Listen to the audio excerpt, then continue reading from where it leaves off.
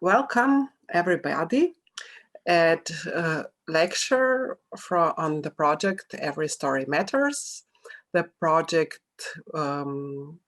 is a project financed by Creative Europe, and it is a collaboration of partners from Belgium, or Flanders, Croatia, Germany, Portugal, Netherlands, and Slovenia. What is our main goal is to encourage the creation of more inclusive books for children and young adults, and to give different book professional tools and strategies needed to become more inclusive. To have books that are more inclusive, we have to know what inclusion means, and that's why we have today Maria Vlachou here, who will have her lecture. But before that, maybe I can add some more. That, let's say, with books that are inclusive, we mean books that in plot, character, illustration, in their subject feature diverse socioeconomic or cultural background of characters. There are different gender, sexual preferences, mental or physical abilities and disabilities. I must admit that during being part of this project, I have learned quite a lot about inclusion. I thought that I knew already something. I did know something, but each time I learned something more. And as Maria wrote in her in the title of her lecture, diversity and inclusion question to ask ourselves, it's good that we ask ourselves very often, what is inclusion, what is diversity, and where can we actually include it, where can we follow it, and how can we encourage other people to do the same. So during our project, we had many online discussions on inclusivity and diversity, and we have noticed that people are eager to get better information on these topics. So that's why we have decided to do these two lectures. Yesterday, we were speaking more on the technical level of diversity and inclusion, so how to use modern technology to help us make books that would be inclusive. But today we are going more into the meaning of these two words. But before we go to these online lectures, let me just remind you that on our website, you will find many informations on the project. Especially what is very new is a movie on our talents, illustrators and writers who are included in the program. And I would also like to remind you on the great program we had organized by our partner at Zagreb Book Festival in end of May. Presentations on inclusion are still available online. So again, it's just our website which you have to visit, and you'll find more about it there. So Maria is a cultural manager and communication consultant. She is founding member and executive director of Accesso Cultura. And she's a person who I would say, every day, in every aspect is working on diversity and inclusion, writing blogs, being member of important groups. So she's the one who is to listen and learn from her. Maria, the word is yours. Thank you, Katja. Thank you for the invitation to be here with you today. I like asking questions, and I like asking questions to myself. And just like you said, Katja, the more questions we ask, the further we go, the more we learn, new questions come up. And some of these questions I propose to share with you today. Let me open my presentation.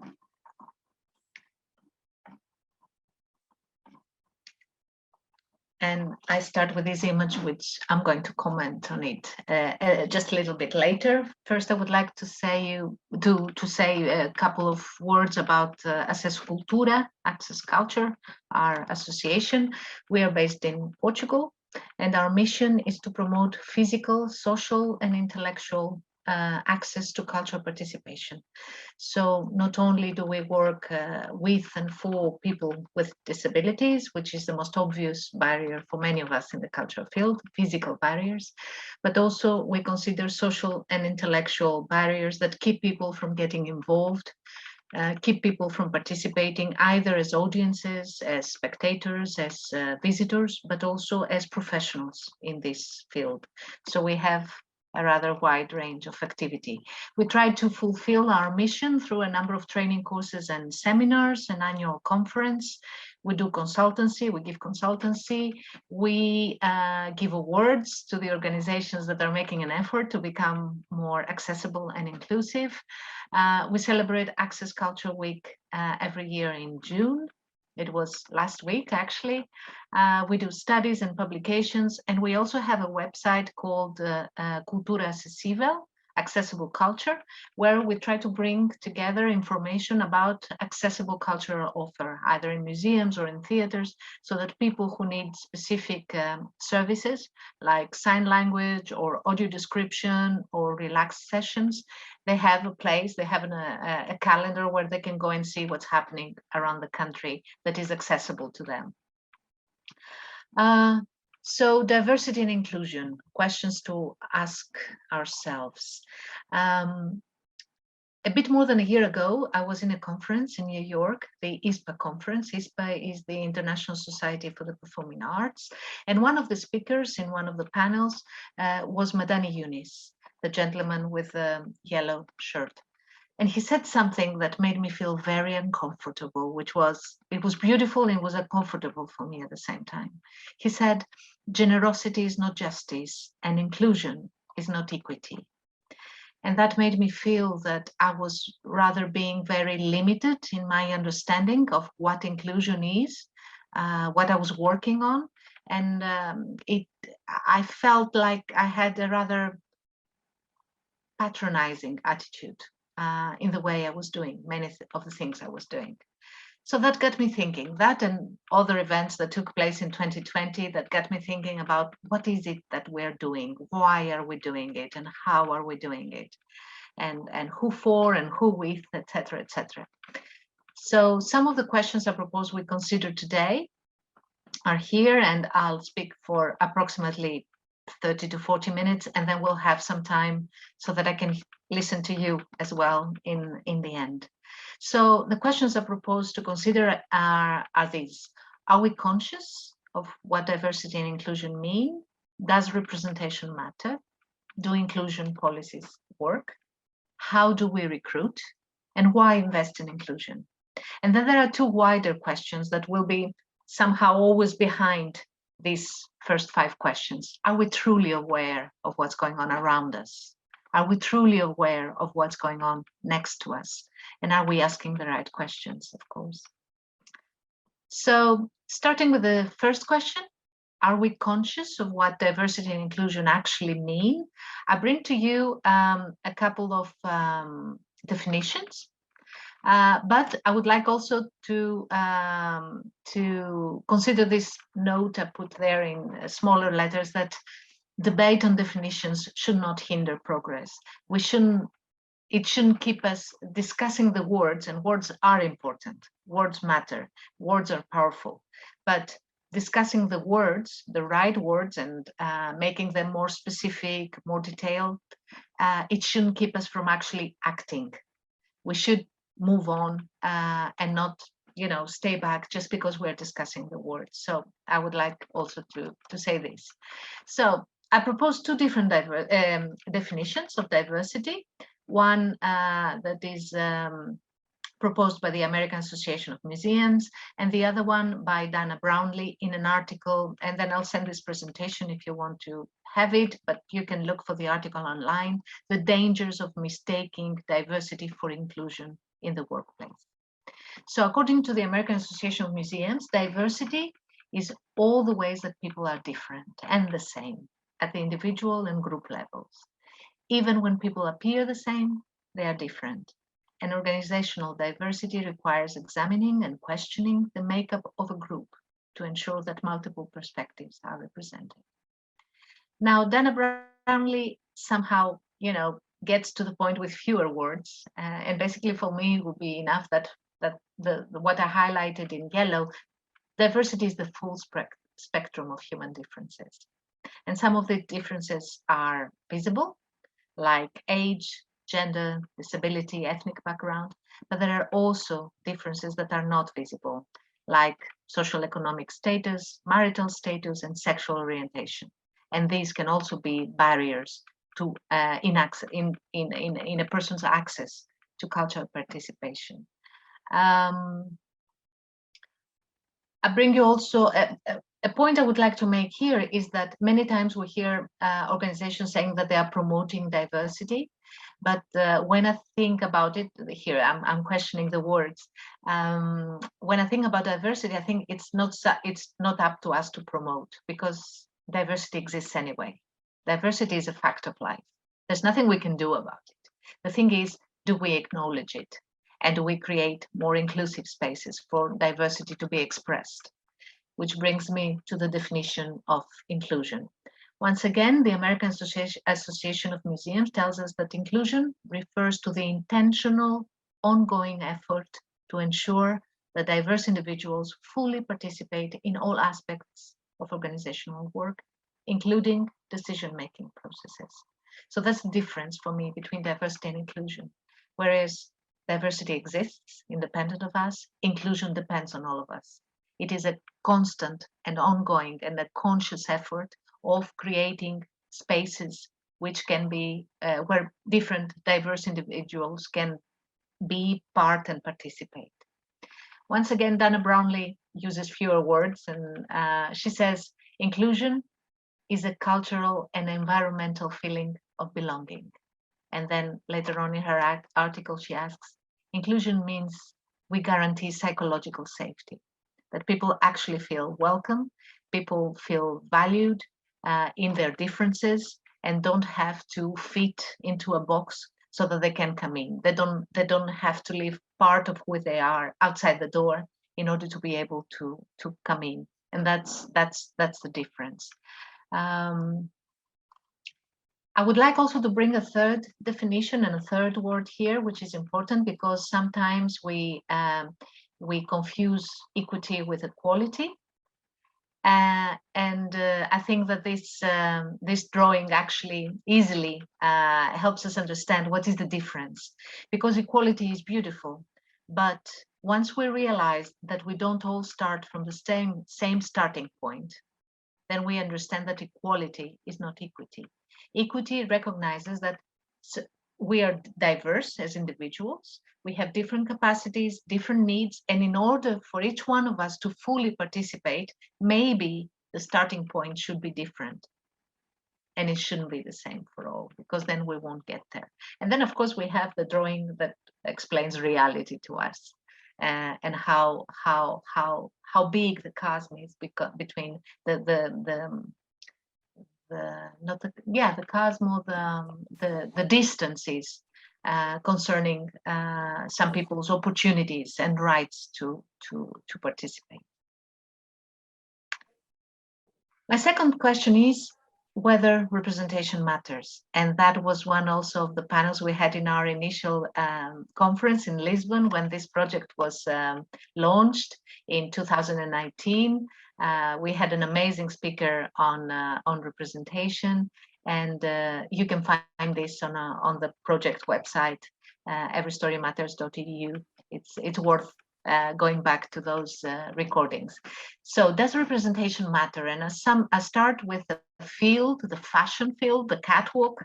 That is something that somehow imposes. It's an area that imposes ideas on us.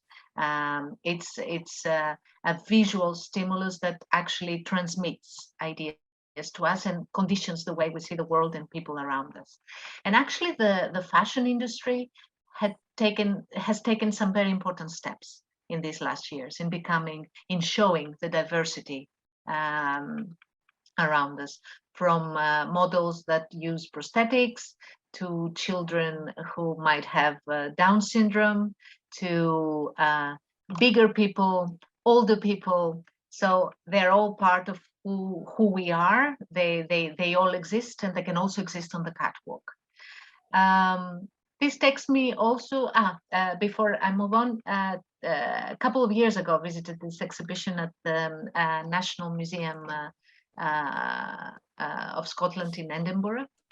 And it was actually an exhibition called Body Beautiful, and it had to do with diversity on the catwalk.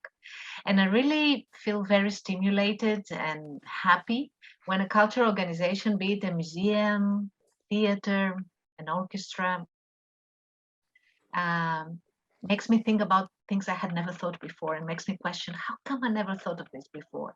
And actually, this exhibition, which was a very, very good exhibition, including in its use of language, etc., was the first time, was the reason I thought for the first time, how about fashion for little people?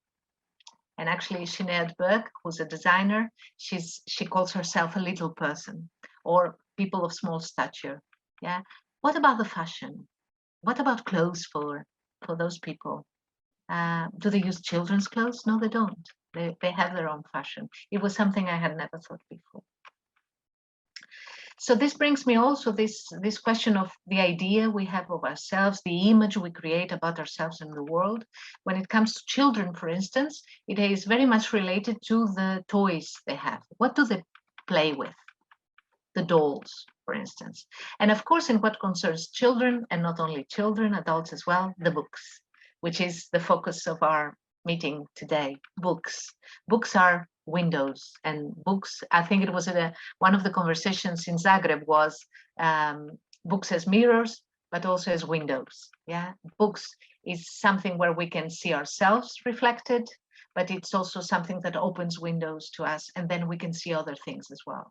So I think also that the toy industry, especially the Barbies and the Playmobiles, etc., they are quite aware of these issues. They are quite aware of the diversity in the world, and they want it to be reflected on their products.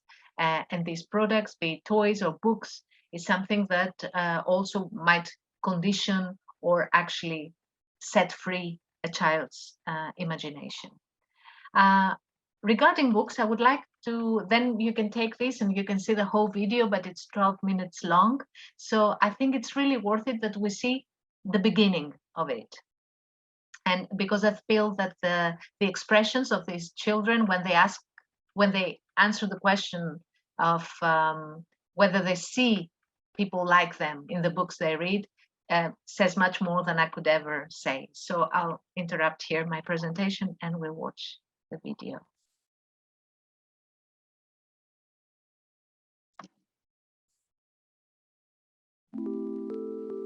Growing up, I absolutely loved reading and I loved books.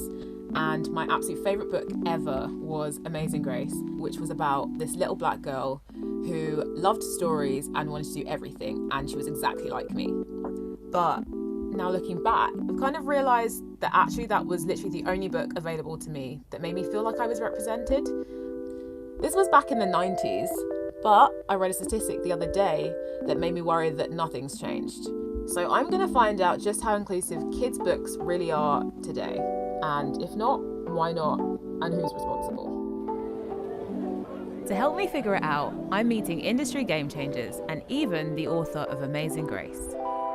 But first, I'm going back to my primary school, the place where I learned to love to read. I'm meeting some of the kids there to see what they think. Who loves reading? Good answer. When I was growing up, I had this book called Amazing Grace. I don't know if any of you have read it. I think I have. This book was really important for me because the character was really similar to me. She liked stories. Her hair was similar to me as well. Raise your hand if you feel like you've seen a character in a book that looks like you or reminds you of you. Yeah, quite a lot actually. Hermione in Harry Potter, she looks a bit like me. Mm-hmm. Well, not really, but very rarely I do. Sometimes. What about you? Some of my family is from India and some of my family is from America. I don't really see anybody. There is loads of books that have just white people in. There should be more of like different coloured people and with different religions. My dad's side are Jewish, and I don't think I've ever seen a Jewish book character. They're usually Christians.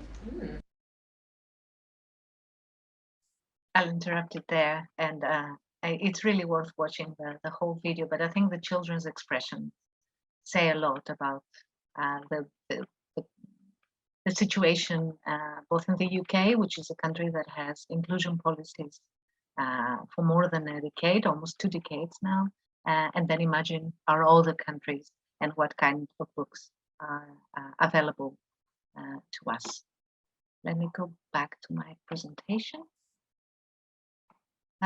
Amazing Grace in the 90s and a bit after the 90s was probably the only book in the UK that featured a Black girl and her family, and it was actually written by a white girl, which was a big surprise also to find this, to find out about this afterwards. So I'll go back to this photo, which I used to illustrate the first slide of this presentation, because this photo means a lot to me.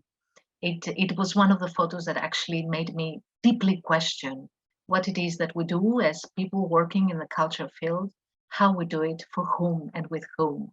And this is a story of a little girl. I think she was 2 at the time. She went with her mother to visit the National Portrait Gallery in Washington. And the National Portrait Gallery has portraits of every president and every, well, so far we only had first ladies. Eventually we'll have a first gentleman. So the National Portrait Gallery has portraits of the couples. So this little girl stood in front of the portrait of Michelle Obama, and her mother, then, who later shared this photo, said that she thought it was a princess. And of course, this little girl, you know, standing in awe in front of this in front of this portrait, she's not really thinking that, well, I don't feel represented, I don't see myself in books or in museums or in theaters. So she's not conscious, perhaps yet, of this lack of equilibrium in the world around her. But she gets a message. This is a window, in my view. It's not only, again, it's not only a mirror, it's a window. It's something through which her imagination can fly, and she can say, I want to be like this one day. And this is important because if we think that the world around children is basically white, able-bodied, heterosexual, these are all a number of characteristics that are imposed on almost everyone and actually stop people from asking some questions. They become a barrier there, and then they won't go further, because this will totally condition the way they think about themselves, their world, and the future they can have, and their ambitions. So if we go back to the question, does representation matter? I would say yes, it matters, and it matters a lot for all of us. A few years ago, I visited also the Museum of Quai Branly in Paris. It's an ethnological museum, and at the time there was a temporary exhibition organized by Lillian Thuram Foundation. And for those of you who like football, perhaps you recognize Lillian Thuram as one of the big stars of the French national team, football team. Then once he stopped playing, he created this foundation that bears his name, and it is a foundation that is fighting racism. The exhibition I saw was an exhibition about human zoos. That was 10 years ago. I was 40 years old, and I had never heard of human zoos. Once again, it was stepping into a museum that, for the first time, I became aware of something that has definitely influenced the way many people, black and white, are thinking of themselves and the other. When I was leaving the exhibition in the museum shop, I saw this book, which Lillian Thuram decided to write himself, because it's called My Black Stars. And these are all the personalities, historic personalities that he had never heard about when he was in school. And actually, I associate this. He wrote his own book, and through his book, I learned about many personalities I should have known, and I was never, again, I had never heard about in school. And I associate this to a piece of news that came back in December in the New Yorker, saying that I'm not sure how it is correctly pronounced in English, I will say Haitian Revolution, and the hole in the French high school history. The Haitian Revolution is an important moment coming a bit after the French Revolution, where a colony fought for its independence from the metropolis, from France. And this is actually an event French children don't learn about in their schools. And then associating these to my general question of how aware are we of what's going on around us, what's going on next to us, what is happening in the lives of friends, relatives, colleagues, neighbors, who are they and how do they live their lives? I don't know whether you followed the announcement of Elliot Page, whom was known as Ellen Page in the past. First of all, in 2014, he came out as gay, and then in December as a trans person. And I took this extract from an interview he gave back in 2014, where he said, when he came out as gay, where he said, "I'm tired of hiding, and I'm tired of lying by omission. I suffered for years because I was scared to be out. My spirit suffered, my mental health suffered, and my relationships suffered. And I'm standing here today with all of you on the other side of all that pain." And I think many of us are not aware of that pain he talks about. And if we consider that Elliot Page comes from an environment where he might actually feel a bit more safe to come out, and he works in an industry that says it is very open-minded, inclusive, this pain is something, that interview was something that truly marked me when I read it and made me aware of so many of the things that don't even touch me in any way. So we need to be more aware of other people around us and the way they live their lives. When sometimes I hear some opinion makers, for instance, in Portugal, writing about issues that have to do with gay people, trans people, and they're totally dismissive and unrespectful, and they actually talk about people as if they were not human. I often go back to this book, which I read recently, called Conundrum by Jan Morris. Jan Morris died in the end of last year. Dan Morris was born, was identified as a boy when she was born. And it was surprising for me when I read this book to find out that the first memory she says she had of not feeling comfortable in what other people said she was, comes from when she was 3 or 4 years old. And then later on, reading other things, I realized that for many trans people, it comes as early as the age of 3, 4, or 5, when they start feeling that they are not exactly what people tell them they are. This was an amazing book for me. Jan Morris grew up to be a journalist. At the time she was a he got married, had 4 or 5 children. He was a journalist who followed the expedition on the Everest mountain and wrote about that exhibition. And later in life, in the 60s, she went alone to Morocco to do an operation that would help her become a woman. And when I think of the way we discuss these issues today in the 21st century, 2021, where still we are very ignorant about so many things, I can think of the courage and the determination of that woman who went alone in Morocco to do this operation.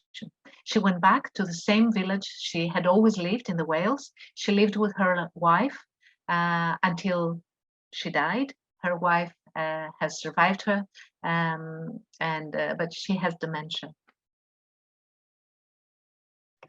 A TED Talk some of you might have already listened to, but which I strongly recommend you listen if you haven't, is this one, The Danger of a Single Story, by Nigerian author CHIMAMANDA NGOZI ADICHIE. It is a TED Talk where we become aware through Chimamanda sharing her own experiences of waking up to the world around her and to others around her, as well as to the way others were looking at her, a woman coming from Nigeria, and the way our views, convictions, beliefs can again become very conditioned if there is one single dominant story that is imposed on us and we don't look for the other parallel or intersection stories that can give us a more complete picture. And actually, I bring this quote from her TED Talk, where she says that the problem with stereotypes is not that they are not true, is that they are incomplete. And this is the part we are lacking. If a story is incomplete, it's something that we lack there. The book I showed you a little while ago, children's book, had to do with hair, and hair, for instance, is a very important element, factor in a Black person's life, self-esteem, the image they have of themselves. Chimamanda herself wrote this book some years ago, Americana. We have another book in Portugal also by a Portuguese writer, Jaimila Pereira de Almeida. So hair is important, and the truth is that we know so little about it. My third question is whether inclusion policies work. And there are, as I said before, there are some countries like, for instance, the UK or the United States, where there are inclusion policies being implemented for a long time now. The image we have here is from the Museum of Art of São Paulo in Brazil, where there was a huge sign questioning where are the Black people. In Portugal, 3 years ago, we got to know the work of a visual artist called Grada Quilomba. She's Portuguese, but it was the first time her work was being exhibited in Portugal. She had been in various biennials around the world. It was the first time she showed her work in Portugal. And also, it was last year that her book, Plantation Memories, which is maybe 10 years old or maybe more, it was last year that it was translated into Portuguese. It's called Plantation Memories, Episodes of Everyday Racism. So I had the opportunity to listen to one of her talks when she was in Portugal. And one of the things that stuck with me was when she referred to the violence of being the only one. And by this, she meant the violence and the weight on someone when they are the only ones within a context and they have to supposedly represent their whole community. If, for instance, I am within a professional or social context, I don't feel I represent the whole white community. I don't. I'm me, and I have the right to be me. And I'm very diverse and hybrid in the way I identify myself. But in what concerns people from ethnic minorities, people from with different sexual orientations and identities, people with disabilities, many times we use them, in order to do to check on our checklist. Okay, we have one person like that in our team, so we are diverse. And it actually struck me when she used that expression, the violence of being the only one. And then later on again, with more readings, I got to understand better what she meant by this and how real this is in our professional and social context. Our British friends, they're very used to evaluating everything, and thank God that they have data about everything.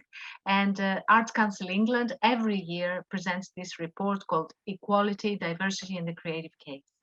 And what we see in this report is very detailed information about who forms the cultural sector in the United Kingdom in terms of workforce governance, the way people are distributed in art forms and disciplines, and then specific data on gender, ethnicity, disability, sexual orientation.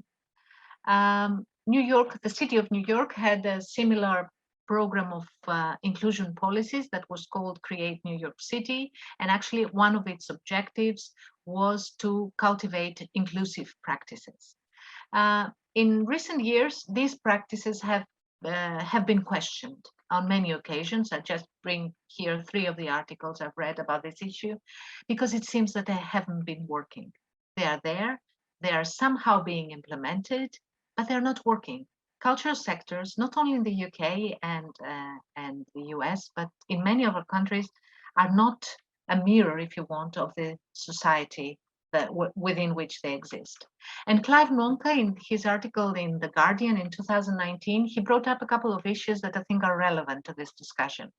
First of all, the way we use the language, once again, and how we try to hide certain realities by using euphemisms. So in his article, he talks about the use of depoliticized terms, such as underrepresentation, non-traditional, hard-to-reach groups, which do not correspond to the real experiences, in this case, ethnic minorities have in the sector, but not only ethnic minorities. And in his article, he advocates for he says that a political agenda for diversity must identify the issue as one of individuals being systematically excluded because of their race. Again, this article had to do with race and ethnic origin, but it's the same with disability, it's the same with sexual orientation, etc. This would render diversity as a question of social justice, as opposed to an issue of simply including people of color into a particular creative sector. Going back to Madani Younis, who asked this question that made me question everything I was doing. Madani Younis is a British producer, and 2 or 3 years ago, he was hired by the South Bank Centre, which is an important big cultural centre in London, to be part of the team. He resigned 9 months later. And he resigned because he realized he was being used. He realized that he was there so that the South Bank Centre could say, well, look, we are diverse, although they were not open to listen to what he had to say and the suggestions he had to make. So he resigned. Lynn Gardner, who's a known British theatre critic, she wrote about this case in the newspaper The Stage, and she said that Madani Younis's resignation may reinforce concerns that while many of the UK's largest and best funded artistic institutions are eager to speak out loud about increasing diversity and the importance of being part of their community, they remain less willing to actually do the same when it comes to changing themselves, because real change is not just cosmetic, it comes from within. And this is a big issue, I believe, for all of us. We use the words and they sound nice to us, but we are not prepared, we're not knowledgeable enough, we didn't do our homework to realize what it takes for our spaces and our work to become truly inclusive. Another British cultural practitioner, Gemma Desai, she worked an essay last year called This Work Isn't For Us, and I recommend that you read it, it's available online, where she was discussing these policies in the UK, said that those people who wrote these policies were imagining her as a statistic of progress for the sector, the fact that she was part of that sector. And that my participation in these schemes and institutions is in part a symbol of change. My experience of the cultural sector and what comes out of it problematizes those statistics. Whilst they may appear a helpful advocacy and accountability tool, the struggle I have experienced to be seen in the totality of my experience whilst working in the cultural sector is a negation of them. So statistics might be a bit higher, a bit lower. The truth is that the lived experience of people who are diverse within the sector is one of, deleting parts of themselves. They cannot be their whole true selves in order to be able to be accepted in this field. And once again, here we won't listen to the video now. There's no time, but I'll leave you with a link, because this was one of the most amazing keynote speeches I've ever heard. It was the conference of ITM in Hull, the UK, 2018, I think, 19. where Sada Brown specifically shared with us her experience of how she got to work into the cultural sector and what this meant for her. And actually her talk was entitled, "What did you have to leave at the door in order to show up today?" My fourth question, and I'm reaching the end. I spoke more than I was expecting, sorry. How do we recruit? And this question has to do, specifically if we discuss also the book sector, who's part of the team? Who are our writers? What stories do we tell? And also lately, the issue of who translates these stories.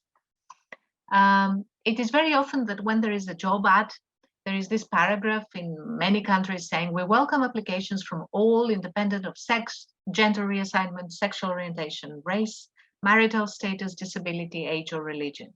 And the question is, does this work? Is this enough? Because we do add this paragraph into the advertisements, but the truth is we don't have diverse people applying for the job. So something is not working. Something is not happening. I think we can get a big lesson from Werner Myers, who's the Vice President of Inclusion in Netflix.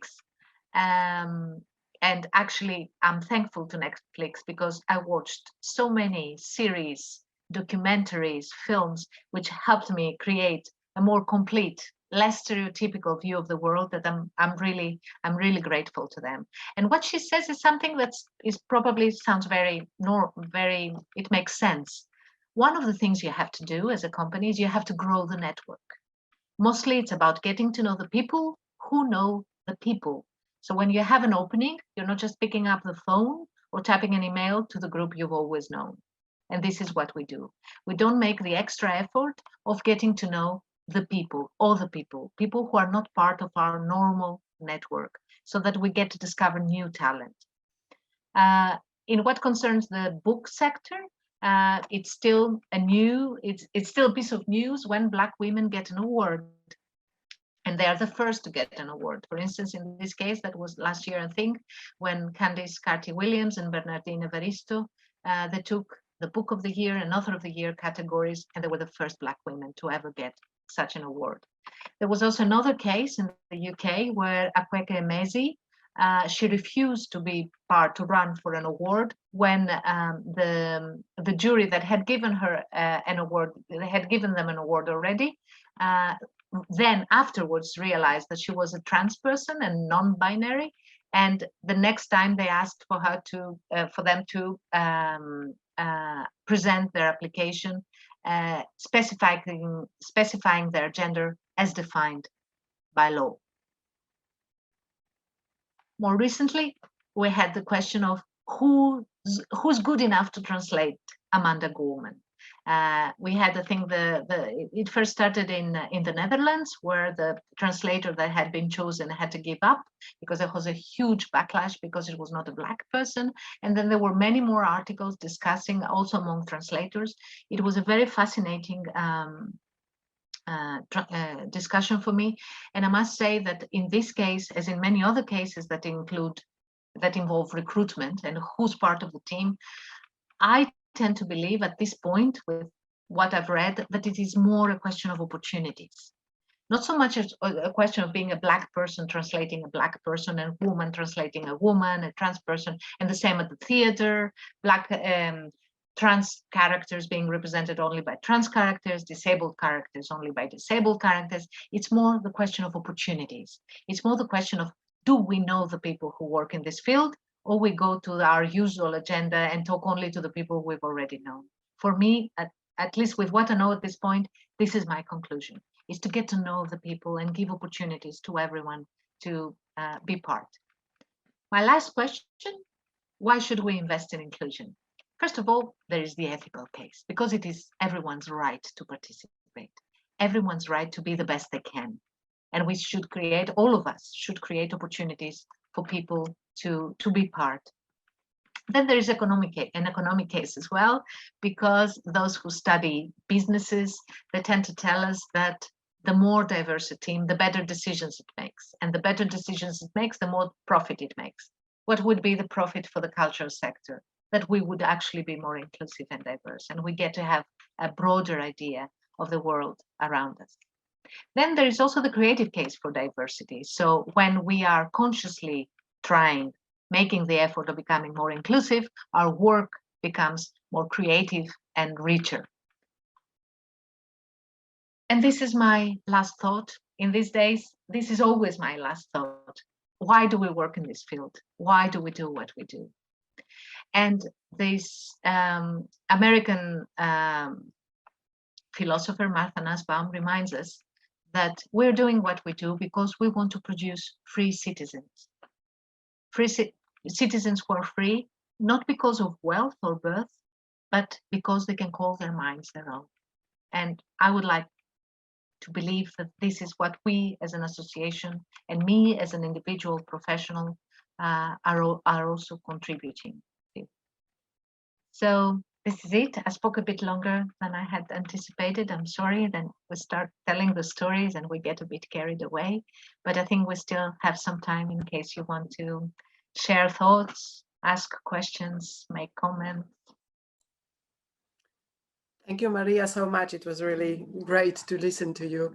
And it makes me a bit sad that not many Slovenians joined us like did yesterday. I think that would be really also important for them to hear it.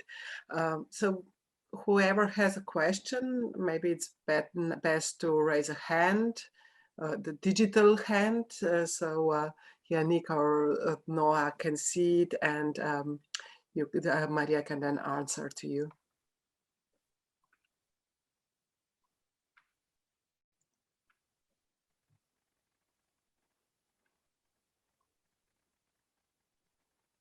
While you're thinking about it, let me also say that this is not a comfortable process.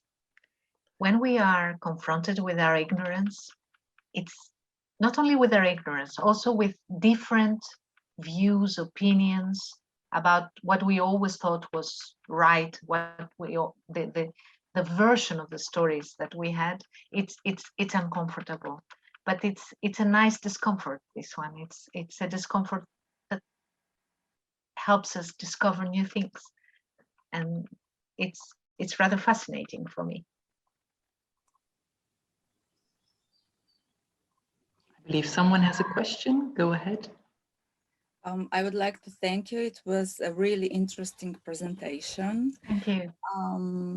I think it is very important that we think about what does really inclusion mean, and we cannot talk about inclusion if we don't include people that we talk about.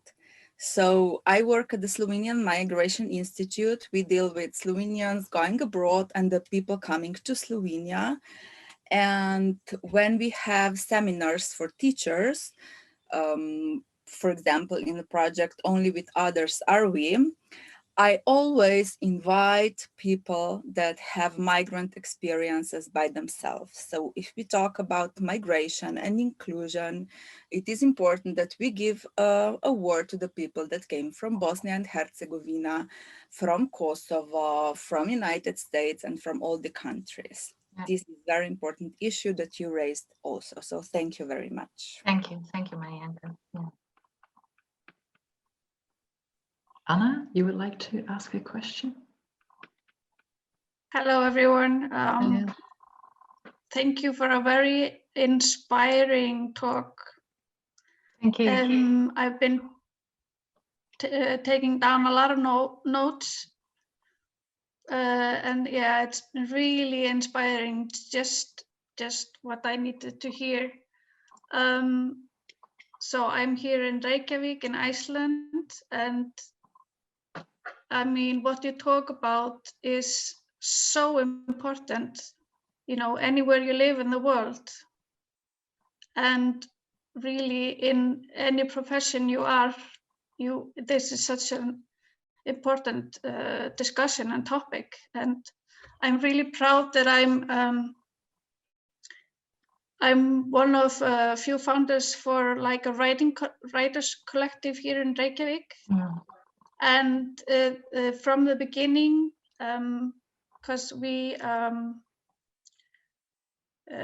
make a multilingual literary journal, and the focus is always to not to the board members not being the gatekeepers, because we ourselves have experienced, meeting all these gatekeepers when we are trying to do something and show what we are creating. So we decided to create this collective, and always remember that we do not want to be all these gatekeepers that we have met. So, but yeah, a really inspiring talk. Thank you. Thank you, Anna. And you brought up another issue that I think is very important. You said no matter in which sector we work, no matter what job we do, because these are issues that involve us as a society, as members of a society, of a community, and not just people working in the cultural sector, be it museums, theaters, the book industry, etc. It's not just about the arts, it's our general culture. And then in that sense, it's not enough, for the cultural sector to take some initiatives or consider some policies. We should also consider who our teachers are, who our police officers are, who are our judges, who are our doctors and nurses, because this is inclusion has to do with all of us, no matter in which area or sector we work. It's a collective effort.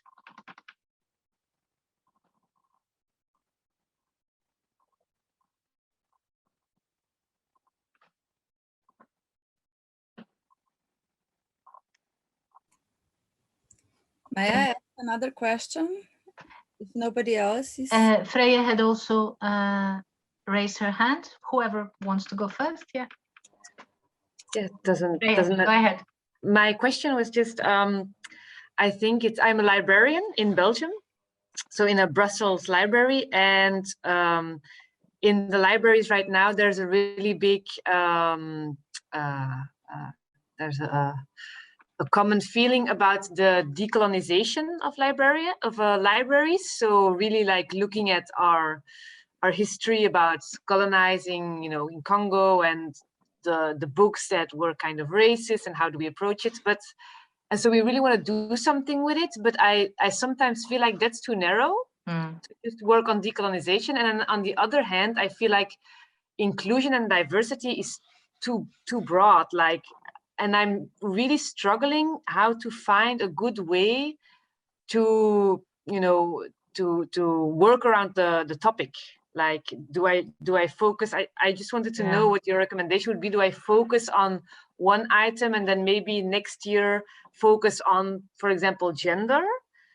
Or, because when you talk about one item, the other item will come up for sure. Like when you talk about women, you will also, see race, and I find it very difficult. So I just wanted to know what other people's, recommendations would be.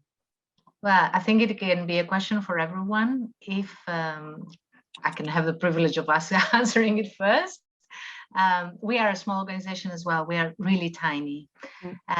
So what we did is, you have to plan really, because things can be quite big, diverse, broad, and then you can get lost, or you can get afraid of what if I start here and then I forget everybody else, etc. So we need to have a plan. We need to be clear about our mission, what it is that we work, so that we don't invest time, money, whatever, in things that we shouldn't be doing really, because there are other organizations that should be doing it. And then, perhaps create some priorities and keep adding to it, or if not adding, building on it. That's how, because I think when we started, for instance, we were very associated to people with disabilities, because the word access refers to physical barriers. Then little by little, as we understood our mission, we kept building on it and bringing in different issues. We are now 8 years old. We've managed to turn our programming quite diverse. We're not doing everything at the same time though. But we do have a plan. We know where we're getting, and we also often reassess that plan to make sure it is relevant also, because we work directly for people working in the cultural field, our association. So we have the plan, but the plan is not something you put in the fridge and keep it, yeah, you conserve in the fridge. We need to keep testing it against what is relevant for the people around us. But yeah, little by little, and for sure, you're not going to do everything at once. The decolonization issue, for instance, it's something that is very much in the center of the activity of many organizations around the world, and we have lots of material to support us. So it could be a good way to start, because you already have a number of experiences that have been evaluated. Lots of people have written about it, so you have a solid basis where to start from. Okay. Thanks. Anybody else who would like to share their thoughts on this? Paul? Yes, I have a rather difficult question for me, because I meet some people from time to time that are using the debate about inclusion to ask for a representation of people with different political backgrounds. Yes. Which includes the extreme right, that it should be represented more in the cultural world. And as a matter of fact, they are using my arguments for inclusion to fight inclusion, as a matter of fact. And I don't know how to react. We all had this problem, I believe. If I look around, yeah, probably most people will still, yeah, we were confronted with the same argument. And for me, the bottom line of all this is human rights. If anybody's opinion is an opinion that shows respect for human rights, what we understand and we have signed and acknowledged as human rights, it's fine, we discuss. If there are opinions that are against human rights, if there are opinions that also that have to do with animal life, the planet life, yeah, whatever it is that we consider as a community of nations and of peoples as human rights, then no, in my opinion, there's no space for that. There shouldn't be space for that. This is the bottom line. This is what we should all agree with in order then, and we don't have to have the same opinion, of course. There are people that are more liberal, there are other people that are more conservative, there are all sorts of people, but who have respect for human rights. And that's the minimum for me. Otherwise, I don't want to engage into any conversation, and I want to make space for it. No. Marianka, you also wanted to say something else? Yeah, I have another question. I expected to hear more about books too. And I wonder, what's your opinion on the practice that I use sometimes? Sometimes when I cannot invite people, for example, refugees themselves, to share their life stories with us, I also use books. On the workshops with teacher, I most often use novels. For example, Don't Tell Me You're Afraid by Giuseppe Catozzella, if you have heard of it. No, I haven't. There are Crocodiles, Fabio Gheda. Both of the books were translated into many, many languages. So I use and we read a few pages and then we discuss it. I decided to use that because teachers ask me the questions like, how can they send children themselves? How can they be so irresponsible? Yeah. Why they don't go back where they came from? They actually questioned, things that you don't question if you have ever spoken with a refugee that had that kind of experience, because you know how their life story was difficult. So, and sometimes I am told that I abuse literature. So I don't think so. I do it in order to share life experiences, but I do wonder, what is your opinion about that? As I said, for me, books, films, documentaries, theater plays are ways of opening up to the world and to other stories, to get to have access to another perspective. I don't think you can abuse enough of that.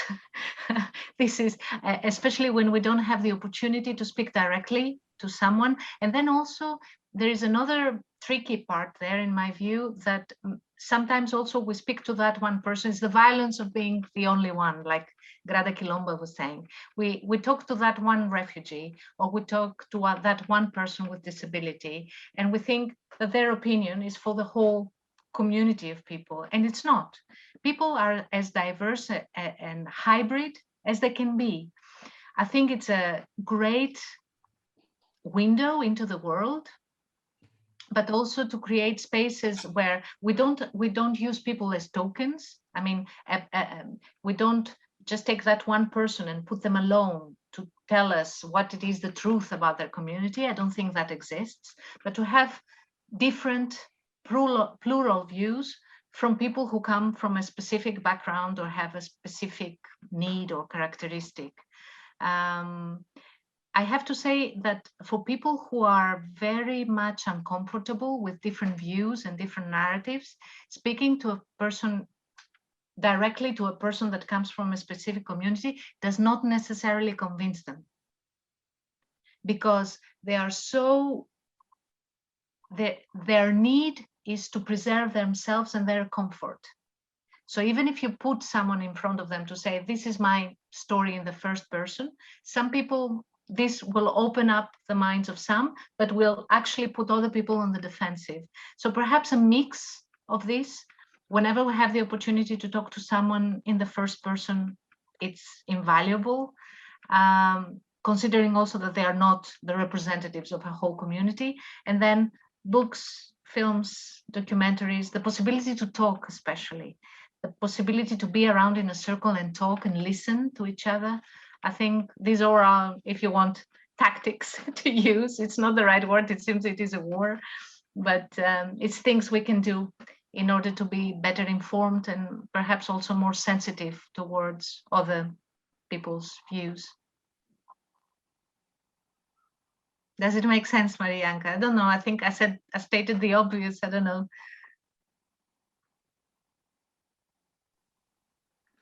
I might have not really a question, Maria. Thank you for the talk, by the way. It was very inspiring. But I think maybe more of a reflection or something that came up recently in the news as well, and it concerns how we look at the term inclusion or how we use it, who uses it. I think with the recent events in Hungary and the UEFA, who wanted to give a counter statement and then backed out of it in a kind of way. We've seen it in a lot of different occasions as well, where the term of inclusion or diversity was used, but then not fully implemented, where sometimes inclusion is being framed as political and then again as not political, where I sometimes feel a bit lost as to how people really use this term, but more specifically when inclusion is being name dropped, but not really put into practice or not put into practice enough. I sometimes wonder how we can get out of that catch-22 where inclusion is becoming a word that is mentioned more often and by more organizations, but not always with the same quality or consequences, which also makes it harder to, of course, criticize behavior or norms or rules if they are labeled as inclusive, actually are not. You're right to bring this up because UEFA has been hypocritical on so many occasions. It's not the first time. And to say that they couldn't discuss gay pride because they had to keep neutral, but then of course they will speak about Black players' rights because they're more comfortable, and they say that this is something that will not cause any. Human rights are human rights all the time, everywhere. It's not, we don't choose. We can discuss them, and I'm aware that there are people from other countries that they don't see human rights the way they're widely seen. They have questions to raise, etc., which is all fine. We can discuss, and our mentality grows and changes, etc. But we cannot be selective. And UEFA was, it was a shame. It was what they did. Yeah, totally hypocritical.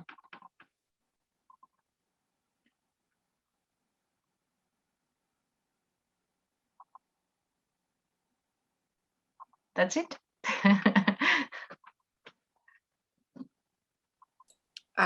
May I just add something for those who expected more on the topic of books? Maybe you can actually go through our webpage from the Every Story Matters, where we have this B2B web part of subpage where we promote inclusive books, which are quite important thing. And also you can take a look of different debates and presentations that we already had in the prior activities included in this project.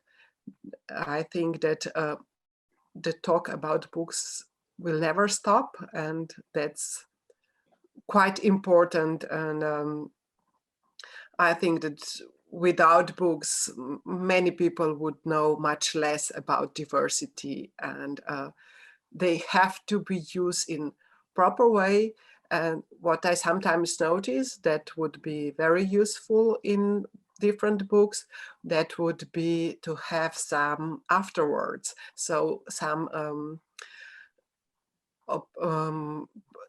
text of somebody who knows on a subject, something on a subject, because otherwise books can be also interpreted very badly. Perhaps also to say that in Portugal, within this project, we have developing a number of workshops in libraries for librarians, for Portuguese teachers, teachers of Portuguese, for reading mediators, where we explore what exists in Portuguese. And there are many books with diverse stories in Portuguese, most of them translations, but also from Portuguese authors. And we have a template of that workshop that I don't know if it is on our website, Yannick, and maybe other librarians can have a look, get inspired, get in touch with us if they need some more information, and see how they can develop this kind of workshops in your own countries as well. It has been going very, very well in Portugal. People who have participated, especially librarians, they say that it's a new way of looking at what they're doing and how they're doing it. And books are the basis of all this work. Thank you, Maria. So if nobody would have anything else to add, then we should conclude this meeting. I thank you all for joining us. Maria, thank you for this really great speech and all the clues you gave us in your speech. We have recorded this lecture, and it will be available on our website. So you will be able to take a look at the videos Maria kindly inserted in her presentation. So I hope you didn't try to sign or to write down all the titles which Maria used. So thank you so much, and thank you. See you soon. Yeah. Thank you all. Bye.